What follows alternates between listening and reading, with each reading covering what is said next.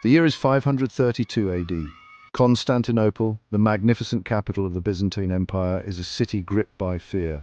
Once a beacon of civilization, its streets now echo with the sounds of chaos and despair. The grandeur of its architecture, the bustling markets, and the serene churches are overshadowed by an impending sense of doom. Smoke blots out the sun, casting an eerie twilight over the city.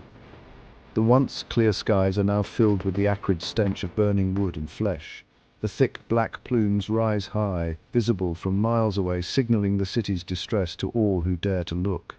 The screams of looters and the roar of flames fill the air. Desperation drives people to ransack homes and shops, taking advantage of the chaos. The streets, once filled with the chatter of merchants and the laughter of children, are now a battleground of survival. This is not a barbarian invasion. The enemy is not an external force, but a rebellion from within. The city's own citizens, driven by anger and frustration, have turned against their rulers and each other. This is an uprising from within, a rebellion that will forever be known as the Nika Riots. Sparked by political and social tensions, the riots have grown into a full-scale revolt, threatening to tear the city apart. The Hippodrome, usually alive with the thunder of chariot races, is now a battleground. The very heart of the city's entertainment and social life has become a stage for violence and bloodshed.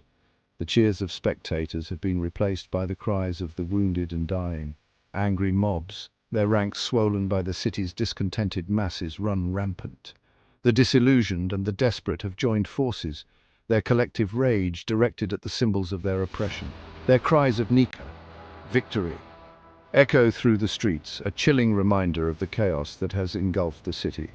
The word, meant to signify triumph, now serves as a harbinger of destruction. At the heart of this maelstrom stands Emperor Justinian, a man known for his ambition and his dream of restoring the Roman Empire to its former glory.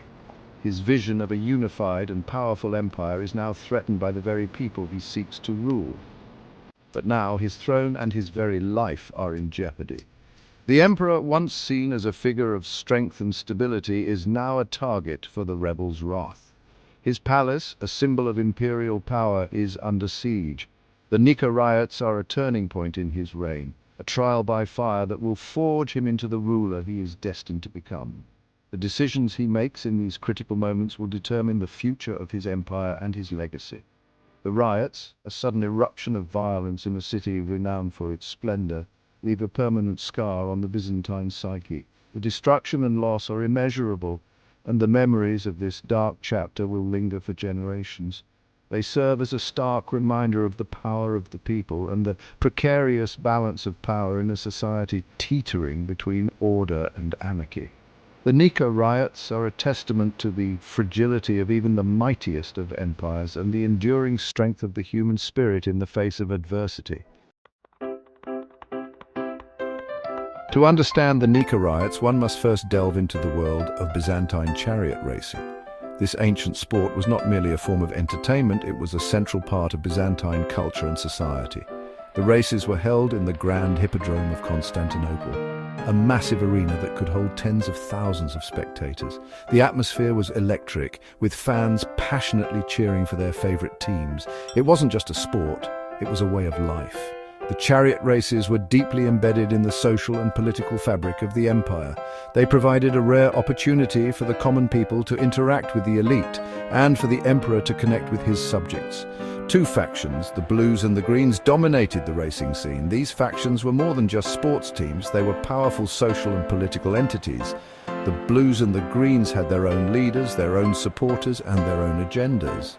Their rivalry was more than just about the color of their tunics. It was a clash of loyalties, a reflection of deep-seated social and political divisions within Byzantine society.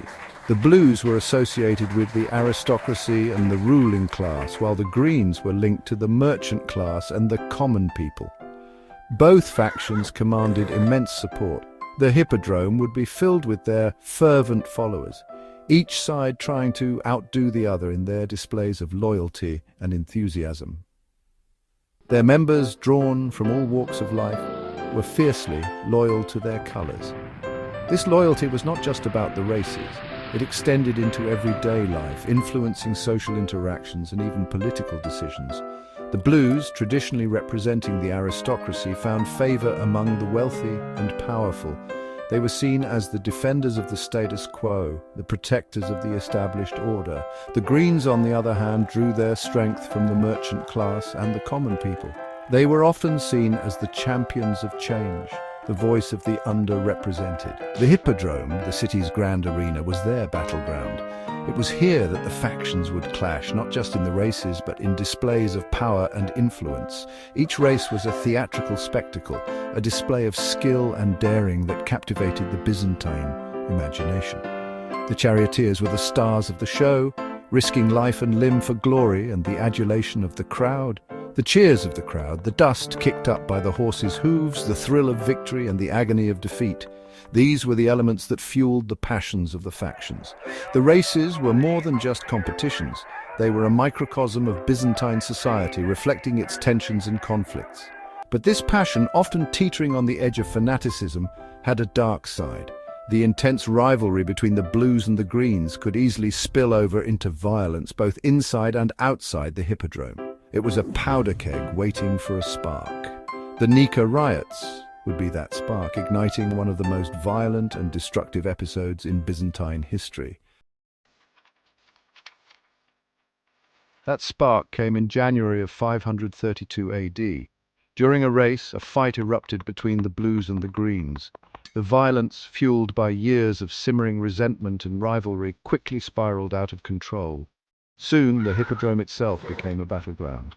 The fighting spilled out into the streets of Constantinople, engulfing the city in chaos. The initial grievances of the factions were quickly overtaken by a wave of popular discontent. The people of Constantinople, burdened by high taxes and angered by the autocratic rule of Emperor Justinian, saw an opportunity to voice their grievances. The riot became a revolt, a cry of defiance against the emperor and his administration. Buildings were looted and burned. The city's streets, once bustling with commerce and life, became scenes of anarchy. The flames of rebellion, fanned by the winds of unrest, threatened to consume the very foundations of Justinian's rule. As the city burned around him, the air thick with smoke and the acrid smell of destruction, Justinian found himself trapped within the confines of his own palace, a fortress that now felt more like a prison. The mob, its ranks swollen by disgruntled citizens and opportunistic agitators, surrounded the palace walls, their cries of Nika echoing ominously in the air, a chilling reminder of the chaos that had engulfed the city. The emperor, accustomed to the trappings of power and the deference of his subjects, was now a prisoner in his own gilded cage, his authority challenged like never before. Fear gripped the imperial court. The once confident advisors and courtiers now looked to Justinian with anxious eyes, their faith in his leadership wavering. Some advisors urged Justinian to flee the city and seek refuge elsewhere, believing that survival was paramount and that he could regroup and reclaim his throne later. Others, sensing weakness and the potential for power, began to whisper of usurpers and rivals who might seize the throne in the chaos, their ambitions ignited by the emperor's apparent vulnerability. But Justinian, though shaken by the events unfolding around him, was not broken. He possessed a steely resolve, a determination that belied his precarious position. He knew that to flee would be to abandon Constantinople, the heart of his empire, to the mercy of the mob. Such a move would irrevocably damage his authority and perhaps even spell the end of his reign. The city, with its grand architecture and strategic importance, was more than just a capital. It was a symbol of his rule and legacy. To concede defeat to the mob would be to shatter that symbol, to show weakness in the face of adversity. Such a move would irrevocably damage his authority, perhaps even spell the end of his reign. The stakes were incredibly high, and the consequences of any decision weighed heavily on his mind. Justinian, ever the gambler, decided to stake everything on a bold and risky move. He would not cower in the shadows or flee in the night. Instead, he would confront the rebels head-on, showing them that their emperor was not a man to be easily overthrown. With a heart full of resolve and a mind sharp with strategy, Justinian prepared to face the greatest challenge of his reign, determined to emerge victorious or die trying.